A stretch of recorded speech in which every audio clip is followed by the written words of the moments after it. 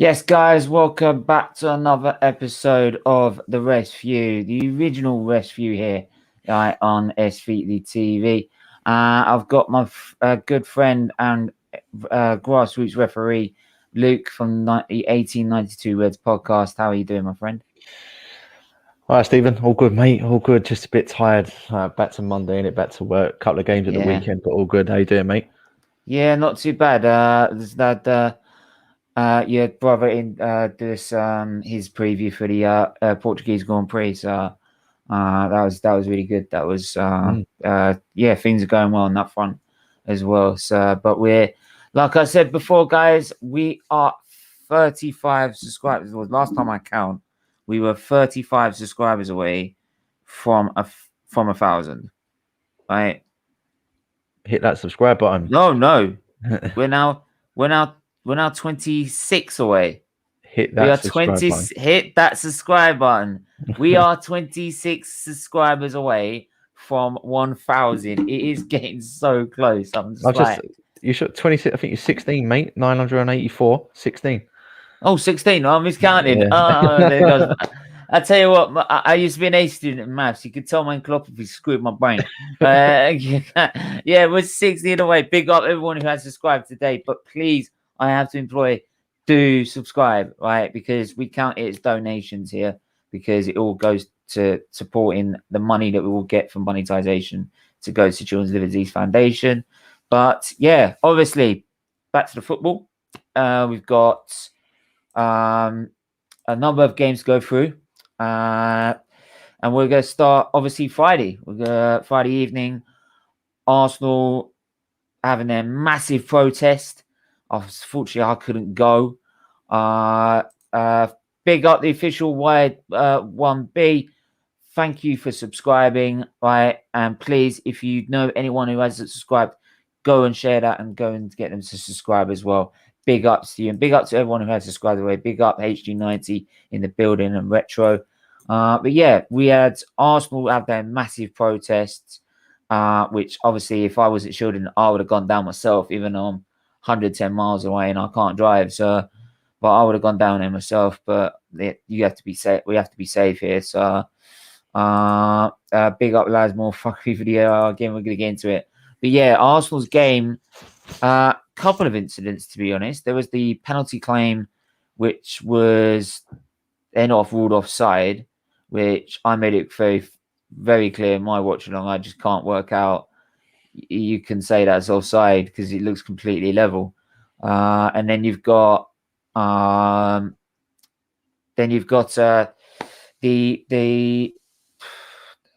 can't remember the other decision. But there you go. But yeah, that was the main sort of talking point really from that game, was VAR again. And it raises me the question, and I would actually put this to you, is that I think Talkman you mentioned on some streams ago, which is about having a line of say like a second line, so that if you cross the second line, you've gone over an advantage. So say like in F1 terms, for example, on an edge of a circuit, you have a white line. You can put 2 wheels off the white line. If you put all 4 wheels off the white line, completely off the white line, you are out. You're breaking the rules. Basically like that. So you basically, if you then cross like that second line, you're gaining an advantage.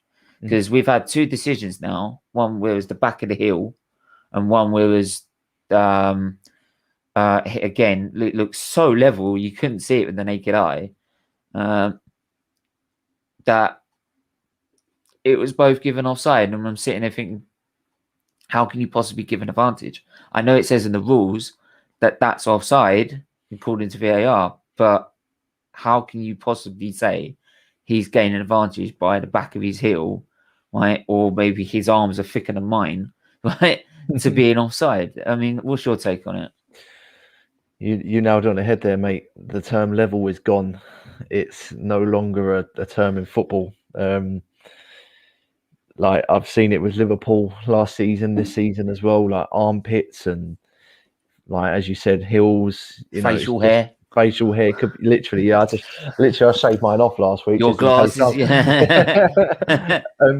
To be honest, I think players must go into the dressing room and say the player was offside and didn't score a goal. Said, "You've eaten too many Nando's today, ain't you?"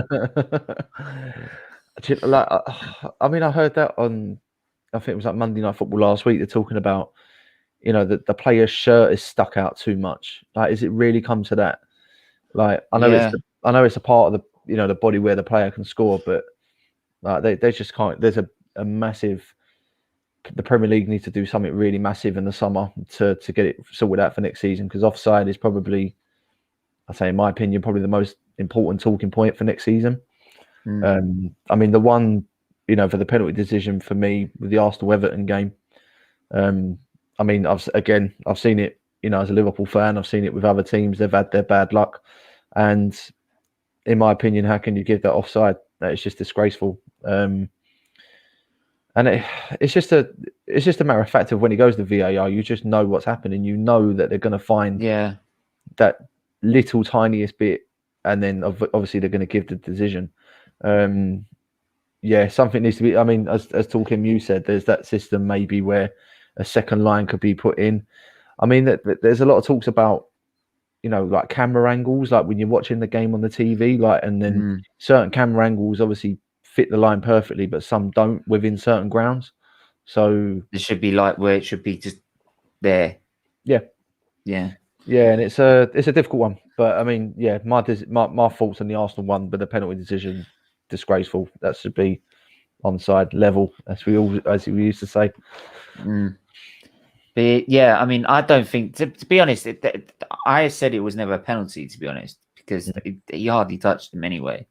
But just the fact that just like the meaning of the fact that that's offside is just like, well, like you're destroying the game doing that. It's just, I mean, what is it now? Do the strikers have to make sure they're 2 yards behind the defender to make sure they're not offside? I mean, it's ridiculous. I mean, like sometimes when they're like their fingers offside, you can't score with your fingers. It's handball. Okay. And that's the worst thing. And that's the worst thing, mate. Like, because all the time you hear like, you can score with your armpit, but like it's the certain part of your shoulder where it stops. Like that's where you can't start. So any part, it's weird. Like, because everyone keeps going, "Oh, it's any part from here," but no, it's down there, and no, it's here. Like, it's just anything below ridiculous. that sleeve arm line. So, but I mean, we'll go to, and actually we'll bring on to that because we'll go to Chelsea's game. And there were a couple of decisions in that. Azpilicueta's handball claim. That was an handball. That's never handball. No, not for me. I don't. No, because it's come off him. His arm's right by his side. I mean, where do you want his arm to go? Do you want him to chop it off? I mean, there's been a couple this weekend as well, and even last weekend where, when I mean, obviously the rule is when you extend your body unnaturally, then obviously that's where it's deemed as an offence. Azpilicueta hasn't done that for me. As you said, Stephen, where do you want him to go? Like, it's I mean, you've been giving penalties for everything if it come off people's hands and arms. Like that's just how bad it's getting with VAR recently. Yeah, I think also is but again, people look at the technology with VAR, but they're just using that to implement the rules. So surely it's the rules at fault that are causing the problem. So we need to start looking at the rules and actually sort of rewriting them so it's very clear. So like for your offside, you have that margin of difference. And then for handballs, like if it's by your arm and you haven't extended your arm out, that's not an handball. That makes it quite plain and simple. Yeah. I mean, then we got, VAR's decision on the red card there. Immediately I thought that could be a red, right? But then looking back on it again, I mean, I said in my watch along, I thought it was a red, right? But then re-watching it again and again, and obviously watching a match of the day and having their opinion on it as well, I thought about it and thought, yeah, I was a bit harsh. Because you're following through on the kick of a ball, and then you've landed on the player's that's fight. For me, like in that situation, I mean, first of all, Balbuena's kicked the ball. He's obviously tried to play a pass or tried to clear it, whatever he's tried to do with it. But, you know, any young footballer will always turn around and say, when you play the ball, you follow through to get the power, to get, you know, what you want to achieve out of a pass or a shot or things like that. Well, he was clearing it as well. So And that's it. And that's the thing. That's exactly what Balbuena's done. He's followed through the clearance to get the ball as far away as he can from his goal. And, you know, for me, that was an absolutely disgraceful decision. I think Dermot Gallagher came out today and said it was incorrect for what the referee done. It's another silly one from Chris Kavanagh for me. He's been at the forefront a lot of recent decisions this season with VAR. A couple memorably at Arsenal, actually, to be fair. I think Kavanagh's not well liked at the Emirates. I don't think any referees liked it at the Emirates, compared to some fans. Not me in particular. I mean, I'm not one. I mean, obviously, when I said in my watch, I am not one to sit here and go about the refs, but that's not offside. But I'm not usually one to have a go at referees. I'm more like, no, that's just because we're shit. It's just because, but I mean, you can't excuse the fact of how poor we were in that game. But like, yeah, the referees are seriously poor, and it makes it again. I mean, I mean, we obviously had that interview last week with Mark Horsley, which was a great insight into what a referee has to go through. And they do have to go through a lot, because I mean, the amount of abuse they probably get is unreal, right? It's not like rugby where they get that respect from players and managers, which I would probably like them to see. So if you badmouth a manager or if you badmouth a referee, you get a booking. You do it again, you get sent off. That's what you get in rugby, and no one does it. So then maybe they need to be more forceful on that. But as much as I can see, like, yeah, that they are under so much pressure, if you're failing, I'm sorry, but you're going to cost people survival, top four, even a title. So you're going to, surely, as a punishment, maybe you're bringing, to help also people that are climbing up the ladder, such as maybe yourself as a grassroots, in a way to try and do it professionally, you're going to have to grow up the ladder.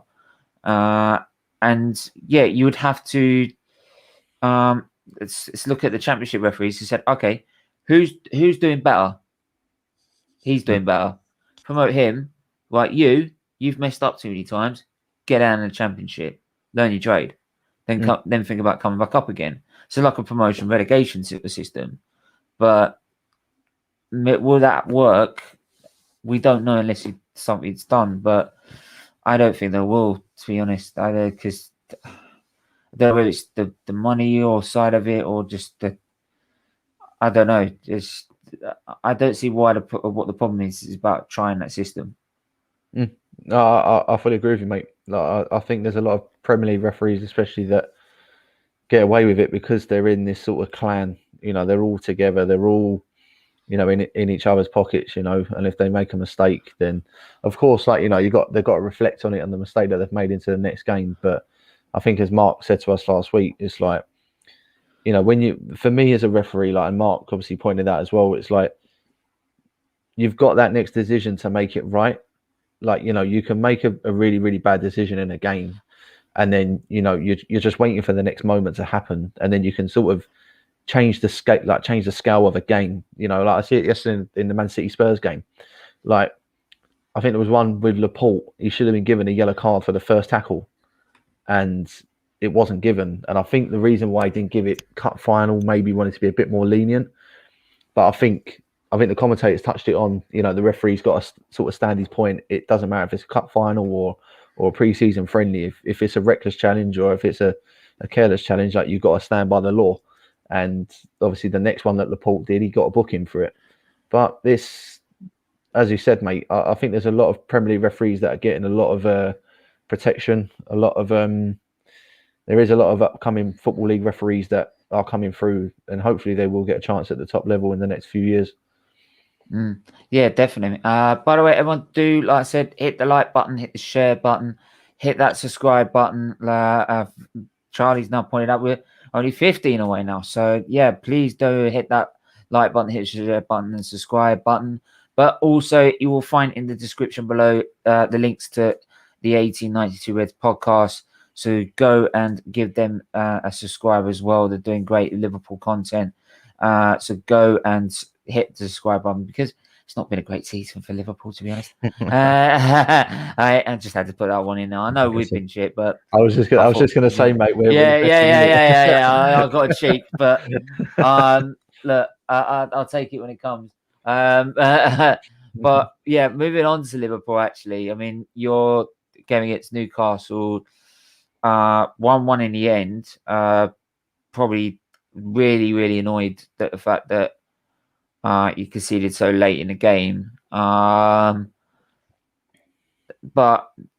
should have the first that goal winning that was disallowed by Newcastle, that should have stood. I mean, clearly offside. Yeah, there's two of them in an offside position. It was Shelby and there was someone else, but I mean, they were giving it for handball. Yeah, I think the referee gave a foul. I think he gave a foul on. I think Shelby came in and then Allison was going to obviously try and catch it, and then Shelby just obviously went into him. So the referee had actually given a foul. I think it was Mariner. I think I was talking about Wilson's. The actual goal. Sorry, I thought you meant in the first half. It's harsh, but you can clearly see, like, I mean, the law states if you use your arm, it doesn't matter how you use it. Because there was that debate again. There was another Man City Spurs game in the Premier League early stage of last season where it came off. I think it was Laporte. Funny enough, he's always in the news at the moment, and obviously it led to a goal. And then they obviously had, the debate whether is it deliberate, is it not? And then they just made that law: if it comes off the arm, because you can't score with your arm, obviously we're going to have to disallow the goal. And I think as harsh as it sounds, I think that rule is probably the right thing to do, because like if there's no doubt in my mind that Callum Wilson at any point was definitely, for me, going to try and use some part of his body to try and get the ball under control at that pace. And obviously his arm was there, so he's had to use his arm. But yeah, as I said, I mean, I sound a bit biased as a Liverpool fan, but a little bit harsh. But I think the decision was probably the correct decision in the end. Smell, as usual, big up everybody on the panel and chat. Big up to Miss Mel, and I hope your father's doing okay. I heard you got to speak to him through FaceTime, so it's good to hear.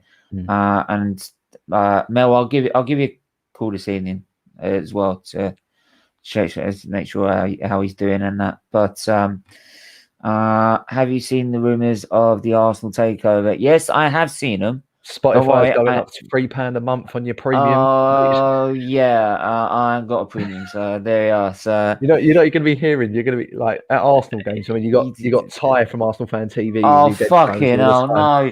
He's going to be like the main fucking ever, isn't he? Yeah. And then, well, there you go. We're now partnership with Arsenal. do you know when like when fans are back in the game and then you listen to 3 songs.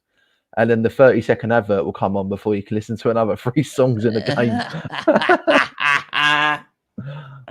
Oh, don't. Yeah, but I've seen the rumours. Hopefully, honestly, if Vieira, Bergkamp, and Henri come and buy us. I think Flamini's involved as well. I think he's involved. But if they all come together and buy him out, they will be looked at as gods. Right? Gods. They will be.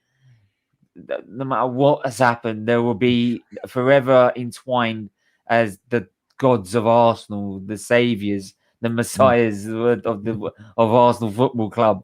But have you seen the rumours of the Arsenal? Yes, I have seen them. But like I said, I am not giving ahead of myself.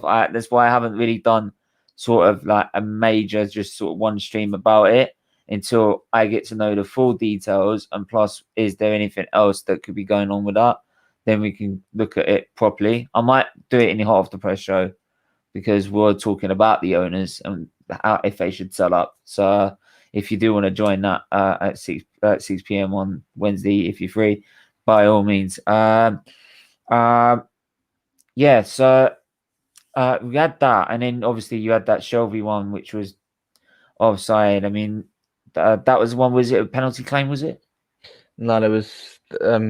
Newcastle had a corner and then it came in. I think there was a header that happened, and then Alisson, the ball was in the air, he was going to catch it. But I mean, first of all, there was 2 players offside, and Shelby went into Yeah. Alisson, and obviously, he fouled him before the ball had gone in. So Yeah. no debate on that one. Yeah. So because there also was a penalty claim as well, for Newcastle as well. Yeah, I mean, there was a couple of shouts actually. I mean, I more don't for feel a bit Newcastle. too soft though, to be honest. Yeah, and as I think we mentioned, like the fouls that are getting given nowadays, like I think everything will be a penalty nowadays if you're giving like the soft ones, and sometimes it just depends on the referee. Sometimes referees like giving the soft ones, you know. It's just is how it is, unfortunately. I think what I've known from refereeing is that once you set I always thought is once a referee sets out like the first 10 minutes about what he's going to give and what he's not going to give, right? So like he sets his own sort of level, then you stick to that level. So if it happens the same again, you give the same again, and that way everyone can go with that because then they know what they can get away with and what they can't. But that's a good point because there's a level of consistent. I mean, because like in a big game, like in a big game, say like it's a North London derby, you are going to expect tackles to be flying in. You're going to have to just like go, it's a derby, it's a North London derby. What do you expect? So yeah, I see what you mean. I mean, as you said earlier, like the expectation of referee. I mean, I'll go back to the League Cup final at the weekend. There was a couple of fouls where I think Reguilon done one on, I think it was Mahrez, or De Bruyne first few minutes of the game. And on another day, it could have been a yellow card, but the referee let it go. I think it was like, probably saw it really early in the game. Didn't think of sort of brandishing out a card early. But then it was like that 10 minutes later, and Reguilon done another one. And then obviously it was like, you have to yellow card him. But there was that first one with Laporte again, and then I did see the referee because I see Laporte's one because he could have got sent off for both of them. Yeah, and the thing is, Harry Kane came over after the first challenge and was complaining to the referee like, "Why is it not a yellow card?" And I see Paul Tierney was actually pointing towards where Reguilon done his first challenge. He was like, and probably at that time and frame, he's probably thinking, "Well, I haven't booked him for that first one, like the Reguilon challenge. I can't book Laporte for this one." So as you said, Stephen, it's like it's sort of setting the law, but obviously a bit of consistency for both sides. But obviously, if it continues to happen, then obviously referees they do have to then they have to step in. Yeah. I hate the diving, screaming around to get a free kick, get another, but it buys his time. Yeah. Yeah. I mean, I always call out my players when they do that as well. I mean, like Ceballos when he went down, I'm like, "Oh, get up for God's sake! He's hardly touched you." See all the time. Like for me, I heard the shout penalty, but then when I looked at it, I'm like, "Oh, come on! It's not like you had you acted like you just had your leg blown off." See, it's one of two things. It's like there's a couple of times where that happens, and you think, "Oh, for God's sake, like just go up." And then there's times I'm watching Liverpool and I'm seeing Mane playing, and he doesn't go down, and you think to yourself, just bloody go down. But that's the thing with the penalties as well, because penalties, like it's like you've literally got to be taken out to be given it, unless sometimes you get taken out and you stand up and they don't give it, and you're like, well, good honesty. If he went down, if he went down, it was a penalty. Yeah. But because he managed to stay up and actually do the right thing, it's not, and it's baffling. But then, if you do see people stand up, from a referee's point of view, maybe it doesn't look that bad. It saves the referee a lot as well. It saves him a decision because that's the thing. If he goes down, then you've got a big decision to make. But obviously, if he stays on his feet, then there's not really the complaint after. Because if the player then goes over and goes, "But he fouled me," then as a referee, you can be like, "Well, why didn't you go down?" Like you're making my job a lot easier. But then it goes into reverse where you could see a foul on the halfway line. The player stays on his feet, tries to play an advantage, and then 2 seconds later he loses the ball. They'll then probably go back to that original foul. But it's like, why does that not happen in the penalty area? So there's a lot of things that referees have to sort of keep an eye on. But it's the ones where players want to stand their feet in the penalty area. That's always a big talking point for a lot of teams. Yeah, just let people know Crystal Palace are playing away to Leicester now, 1-0 up right now.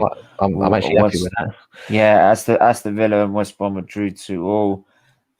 Man United and Leeds obviously were 0-0. I don't see too much in that game. Do you? Do you see too much in that game? It was No. it wasn't really clinical enough, to be honest, by either side. I don't think there were a couple of bookings in there, but for obviously taking a man out because they're on a counter. But nothing I can say consistent of any sort of like dubious decisions there really. So in all, fair result for in terms of the referee's point of view.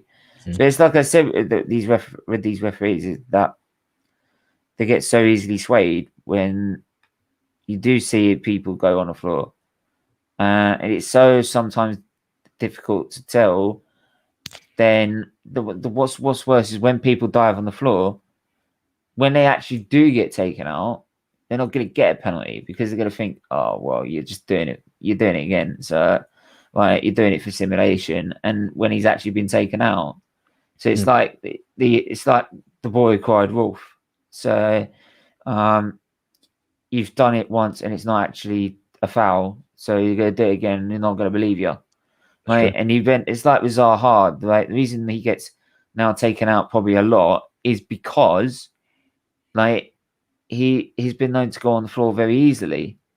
And the referee's picked that up. So he's like, oh yeah, well we're playing, he's got Zaha on the pitch. So Eden Hazard used to have that a lot as well when he was at Chelsea. He used to and it's maybe it's just those sorts of skillful players that are willing to take people on, because if they beat their man, the most chances are if they beat their man and the man makes a tackle, he's going to take him out. So in those circumstances, that's all well and good. But when you just go down because you've seen some other people I've seen, they've seen the guy tackle him, like seen the tackle come in, know it's not going to touch him, but they know they're going to go on the floor and get a free kick out of it because they've not even touched him. So it's just mind-boggling. Or they've made a tackle, stood on the ground for about 2 yards, and then fallen on the floor. And then the referee gives it, and I'm like, well, you just saw him stood up. I know everything's at a very fast pace, probably in terms of like how it is in the Premier League compared to most other leagues in Europe. But I guarantee if you play Champions League football, you barely see that. I don't see that often. You do see the odd one, but not like what we saw, like we see in the Premier League time and time again. I mean, I can't think of any other decisions that weekend that I could really put my finger on, unless you know any that we haven't covered just yet. No, I think it was quite. I mean, obviously, I think the main one this weekend was, of course, the VAR at West Ham. I think that was the one that everyone looked at. Yeah. I mean, as I mentioned earlier, I think there was a lot of times this weekend. There was just a lot, especially in that cup final. There was a lot of inconsistency with decisions. Can't really think of any other sort of. I mean, there was maybe, I think in the Liverpool game against Newcastle, there was two where St Maximin, similar, I wouldn't say similar challenge, but a similar style of challenge. I think it was like the first 10 minutes, Liverpool had just taken the lead, and then he ran past Wijnaldum, who for me has just been diabolical the last few months. Yeah. And Ozan Kabak was not the fastest of defenders, but then St Maximin just breezed past him, and then Kabak just had to take him out and take a yellow card. And then there was a very, very similar situation. It was like the 88th minute, and St Maximin again was on a break, and Fabinho, instead of just going for the ball, he just went straight into St Maximin and just took him out. And it was like that's another thing that doesn't happen as much nowadays. And I think, I'm not an Arsenal fan, but I do see that quite a lot with Arsenal. I think over the years, when you had like the likes of Vieira, Gilberto Silva's a prime example. If he couldn't get the ball, he'd always break the play. He'd always stop the man. He'd always I'm happy to give away a free kick. I'm happy to take a yellow card. You know, it relieves that pressure off your defence and relieves that pressure for your team. You know, Liverpool did that. All right, it didn't work in the end because they drew the game. But Fabinho, you know, prime example.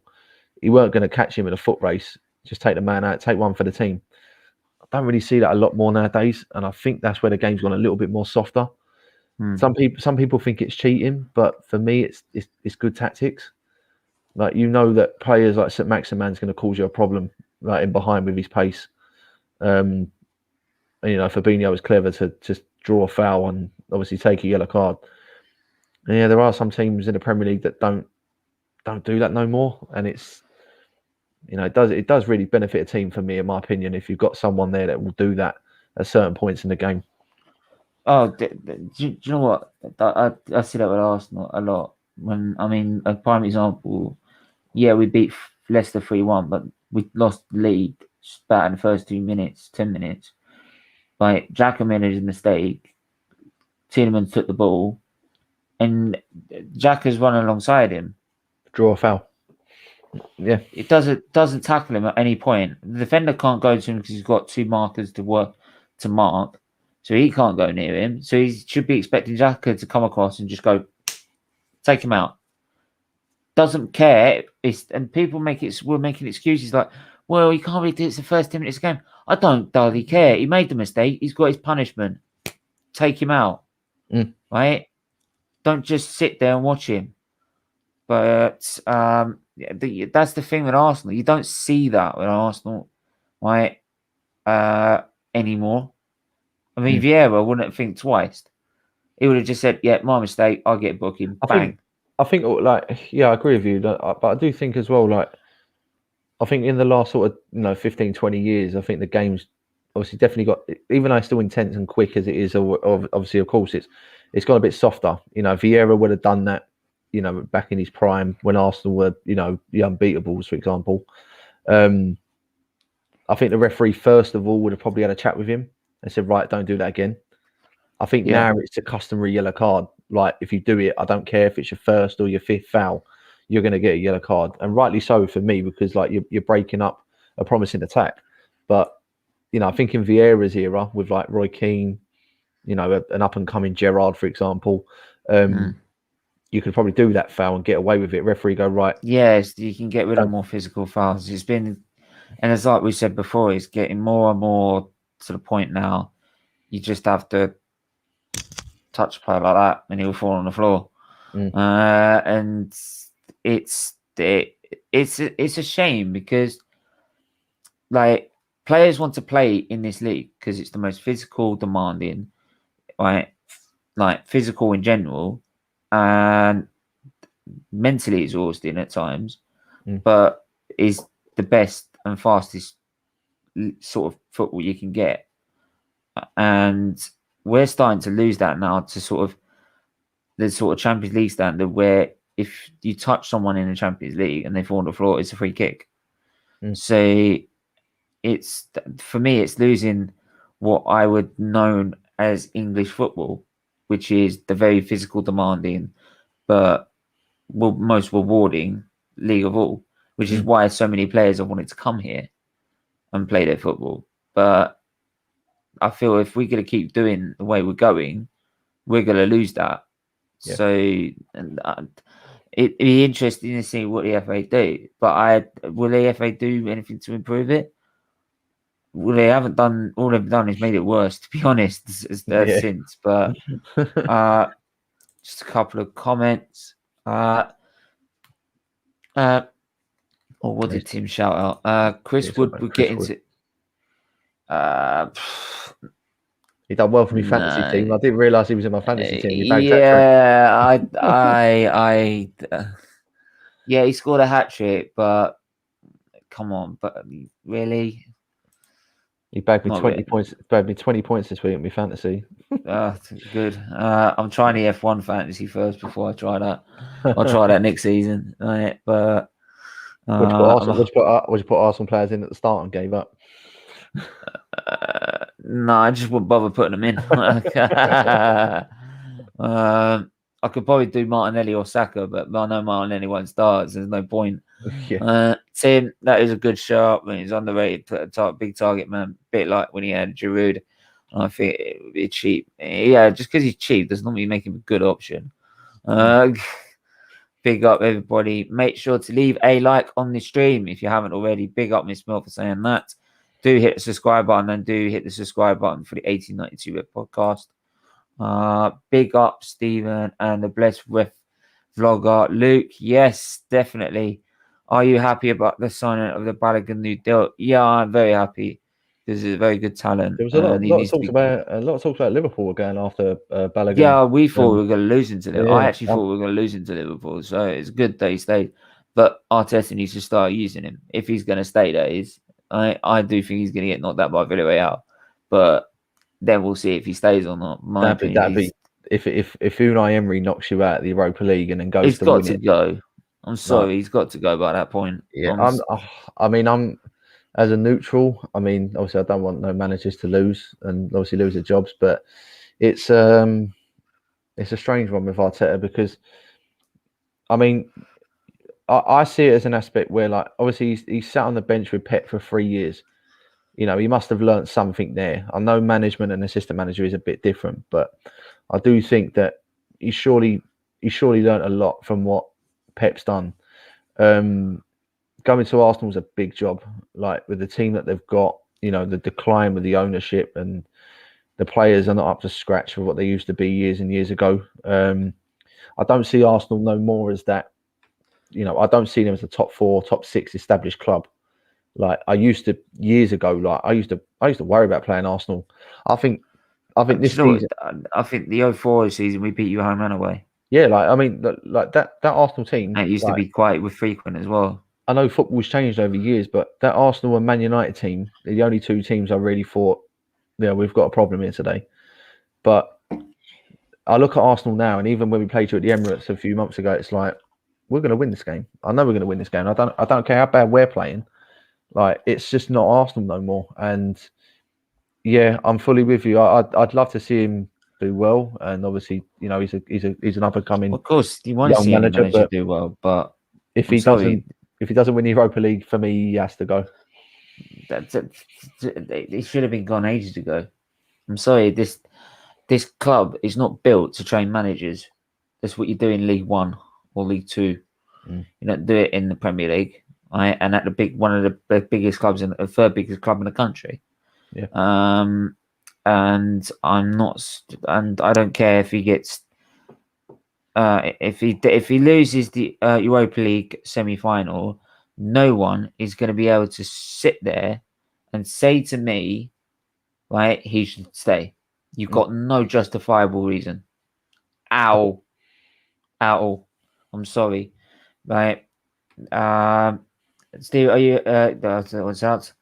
Did you guys get a good perspective from Mark Halsey's experiences? I definitely got a very good experience to see what an ex-Premier League referee has to go through game by game. And obviously for a referee like yourself, it must have been a great experience to get so much sort of experience and knowledge from someone like Mark Halsey. I think he made it. I mean, obviously, I've only been refereeing for a couple of years, but I think like he made it. I think he made you feel like much more calmer about situations. Like, I mean, obviously, I've had a lot of heated games. You know, I've had games where it's been quiet. I've had games where there's been midfield battles and high tackles, etc. But I think listening to what he said last week, it was like he made you feel a lot more calmer when you get into situations and like sort of managing and controlling games. And as you said, like just being yourself and sort of refereeing it in your own way, not changing it too much. Because I think that's what I've tried doing, like trying to adjust in different techniques. Obviously, it's good to do it at this level what I'm at, but I think, as he said, like learning from things like that, what he said about just keep doing what you're doing. At some point it will just keep ticking, etc. So no, I definitely learned a lot from Mark Halsey. I mean, ex-Premier League referee, what more do you want? Well, yeah, I mean, you can't ask for more in that sort of level of the game, and such an experienced referee as himself. So, I mean, it was nice as a fan to see what a referee has to sort of part with in a sense, and just like what his thinking has to be when having to make big, massive decisions, and what he would feel how he would feel if he got a decision wrong. Because I mean, most of the time we've gone there and we see these referees like, oh, they don't care, they get the decision wrong, they do it every week and this, that, and the other. But I'm sure deep down they probably think that deep down they know when they've made a mistake, they're like, oh, I've cocked up. I've done that. Yeah, so yeah, and I'm sure that happens. So it's nice to see that for when you see a experienced referee like Markles and you get to answer those sort of questions that they do care. It's just that not every situation they're going to get right. But it is annoying it happens so frequently now. But yeah, and I love the fact that his sort of answer about how to train the referees and give them the right coaching as well. And I think that would be a good way to start in sort of training the next generation of referees for the future. But right now, I think the best sort of system would be a sort of like I said earlier in the stream, promotion, relegation, but also like the start of the season, just say, look, these are the rules. We now set it out. There's these rules, right? And there's no grey area about it. It's that or it's nothing. So like there's that second line. So if like your arm doesn't come out, it's not an handball. So it's just making sure the referees fully understand what the rules are for the start of the season, because it does feel like sometimes they don't know the start of the rules to start with. And then end up changing them halfway through. I mean, how many times have they changed them this season? I mean, some people don't even know what some people don't even understand what the handball is now. I mean, what is handball? I see. Well, I think it was early stages of the season when we played Man City and Gomez gave away the penalty, and Cross came in. I mean, for me, it was a penalty. Like, and I'm not going to despise that. Like, he's obviously used his arm to block the ball from getting across the goal, but I've now seen it in a lot more games this season, and it's not been happening. Like, it was one with Trent. Ball came in against Leeds, went past everyone, and literally Trent's got his arm out fully wide open, and it's come off his arm. Now, 3 months ago, that's a penalty. It's not no more, and it's like, why is it constantly being changed? The worst one that got changed, like out of all the rules, was the Man City. And there's a lot of Man City ones this year. Man City Aston Villa with Bernardo Silva's goal, where Rodri was well in an offside position. He comes back into an onside position when Villa lose the ball, and then obviously Bernardo goes to score. Clearly gaining the advantage. But now, was it a day later, they come out and said, oh yeah, we're going to change that rule now, so that then officially becomes an offside. But I mean, they need to get it right. I mean, and lastly, like before I forget, it was the one that really does me was Aston Villa and Sheffield United last year with the goal line technology. Yeah, I feel though is that the referees. I feel that it's like the FA have been just weak. They don't sit. These are the rules. That's an end of it. Until the next season, those are the rules. Yeah. Right. So we can adjust them at the end of the season, but until then, no. Right. Because then everyone gets confused about what rules are the next if you're adjusting them halfway through. But that's the thing.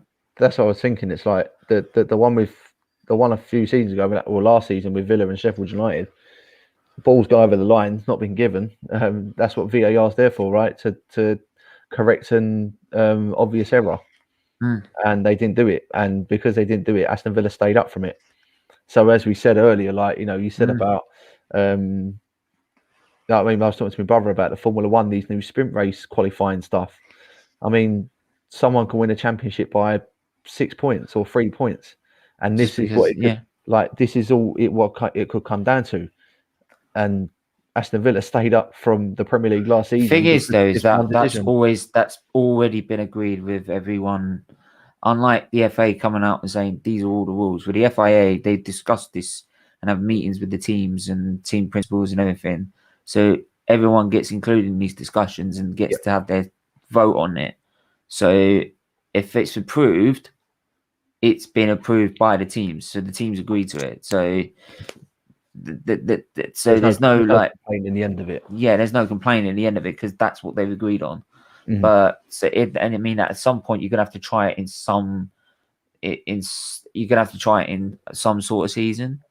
You could say, and you don't know whether the end of the season, whether the title's going to be decided on or not. To then say, oh, we're going to try it here, we're going to try it there. So it's better to, hey, these are 3 fixed races. We're going to try it, and we'll see how it goes. And there you go. But in the end, the drivers would just be, if we don't win the title, we don't be good enough. So, but Arsenal should get Arsenal should not get back. Thank you. No, I got rid of a top 4 manager to try and win the league. Emery wanted Zaha, but got Pepe. Now Zaha has scored goals. It's Pepe at 1. No physical tough midfielder anymore, just soft centre. Absolutely right. Will you be able to get another ref like Mark Clattenburg visa? We'll wait and see.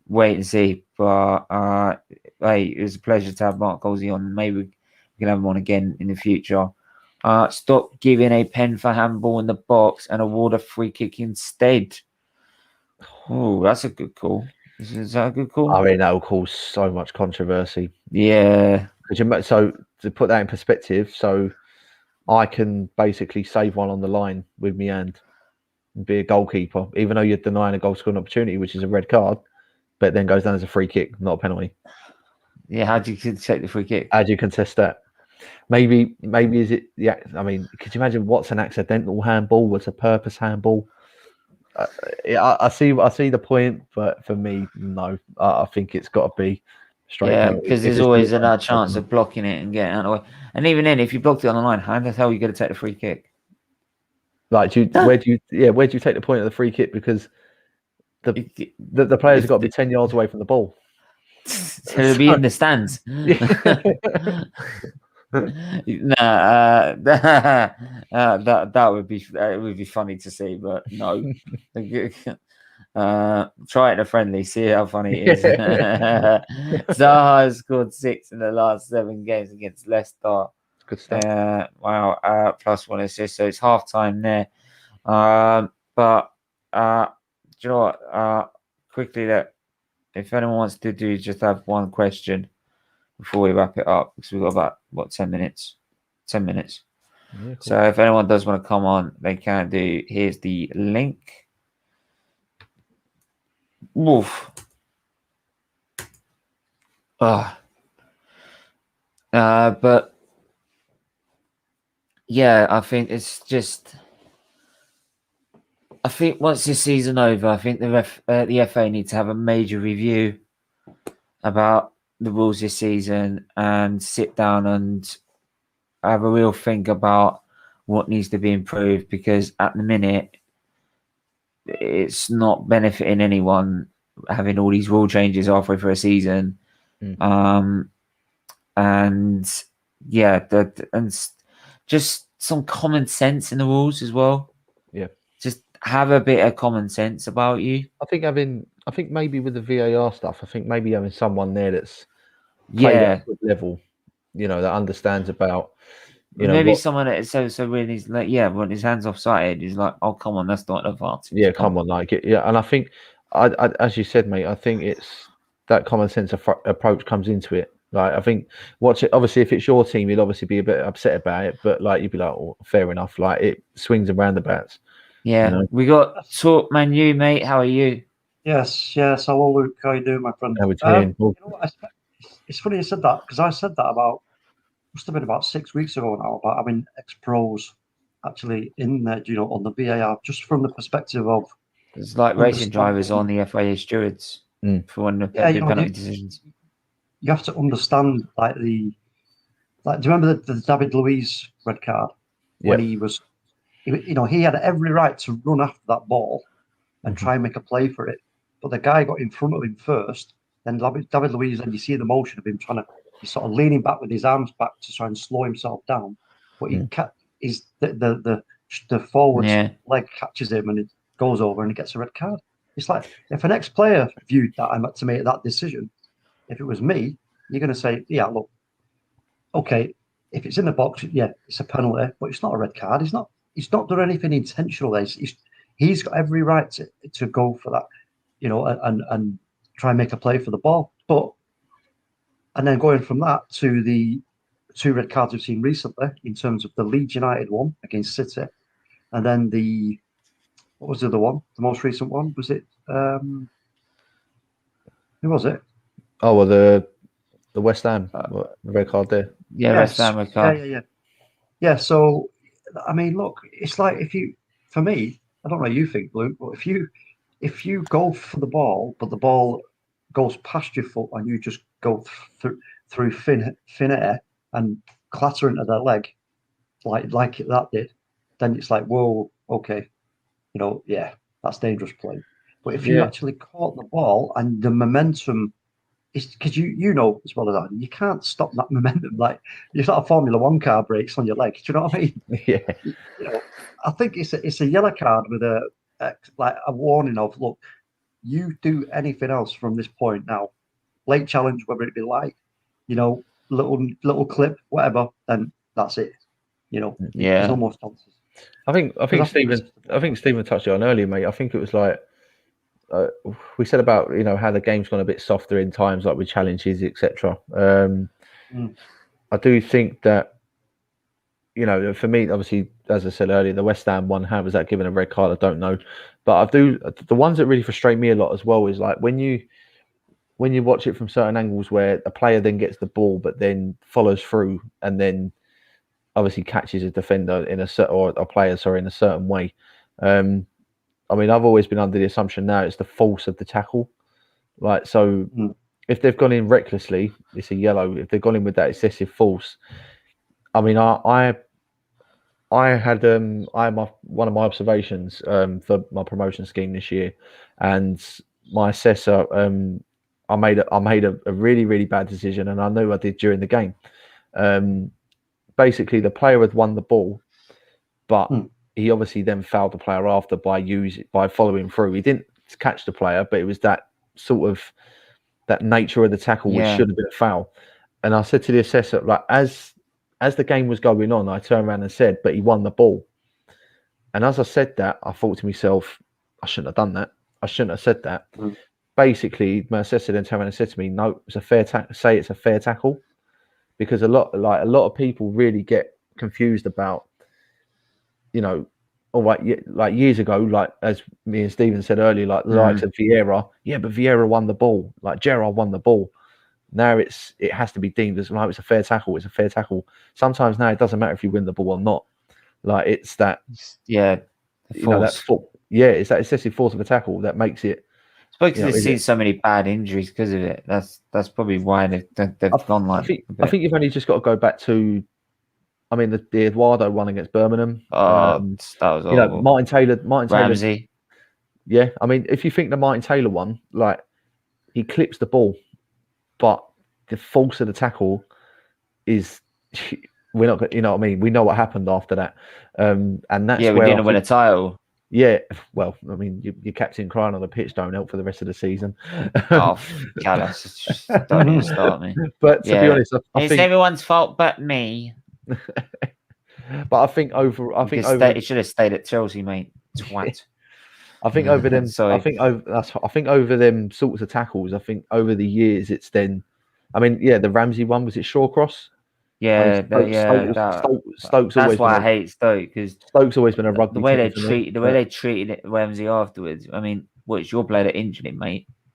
I mean, that's even the year after when Arsenal went back there and they were booing him. I was like, are you being for real? Like, I mean, I know Wenger come out and complained army players always get kicked. And apparently because he didn't accept Shawcross's apology. Well, he nearly ended his career. He's in hospital, nearly ending his career. What do you expect? I want to accept it. Right? There's no need for the challenge. Like, we were in the middle of the pitch. We weren't going anywhere. I mean, there's a there is a lot that's changed over the last 5 to 10 years. With it's not Yeah. always about winning the ball. It's always about the safety of the players is the main thing. But that's some will complain it's gone a bit softer. Some will say it's not. So it's always a talk for debate. In the end, it's just like some people need to, as much as we go, yeah, safety of the players is paramount, obviously, but it is a contact sport, Mm-hmm. right? I think a lot of people forget that. It's like saying, yeah, but like, we know F1's a dangerous sport, but we don't want them to crash the cars. Well, I'm sorry that's going to happen. Yeah. They're going to race and they're going to crash. Yeah. Right? So it's one of those. It's inevitable. They're going to make harsh challenges, and players are going to get hurt. And that's why it's a contact sport. I mean, obviously not to a level of F1's degree where you could get killed, but to a point of where you might get injured for a significant period of time if it goes wrong. But unfortunately, that's football. Yep. It's just what you were going to say before we wrap it up. Yeah, it's just it's a side effect of the sport that we have to just sort of, we're never going to be able to.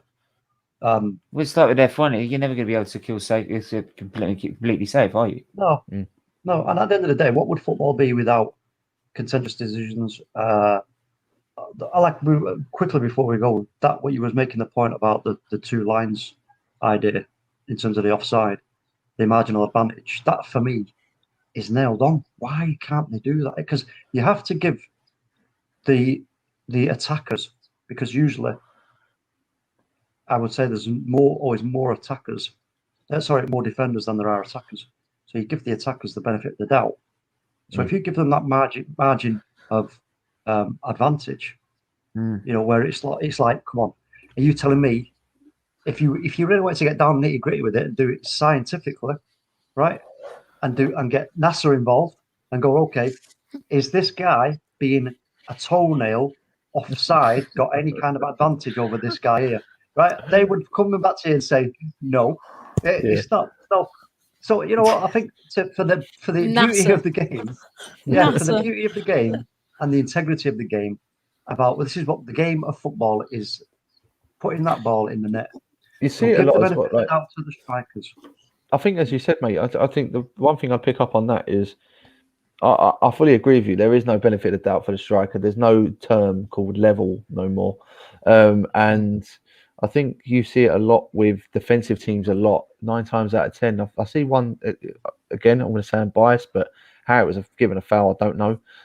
There was one in the second half of the Liverpool game at the weekend. I think it was Jacob Murphy. He was running back, and Jota was running literally on his arse, like he was going to catch him, and he didn't even touch him. He didn't even touch him.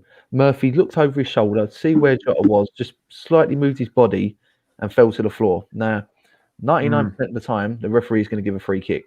For me, that's benefit of the doubt to the defending team, because they've lost the ball in a situation where they shouldn't lose it, and obviously the attacking team picks up possession to create a chance. That should be a similar scenario, as you said, mate, about benefit of doubt to the attacking player. Yes, they're half a yard of toenail, whatever it is. Give that benefit of doubt to the attacking team, like they do for the defensive team in situations like that. You see it all the time. They'll sit in the corner flag, and then they'll just be the tightest little nudge down on the floor, free kick, relieve the pressure, and that's benefit of doubt for the defenders. And for me, that's where it needs to change about. Charlie.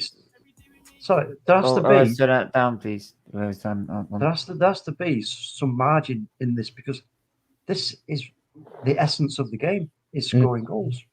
It's not defending. Yeah. That's not the essence of football. The essence of the game is to put the ball in the net. So there has to be, for me, this idea. It needs looking at, I think, because I don't see how anybody could argue against that kind of idea, because maybe Jose Mourinho, because he's a defensive manager, but there you go. Well, Charlie, Charlie, anything you want to say, mate, before we wrap this up? You muted, Charlie, by the way. You muted.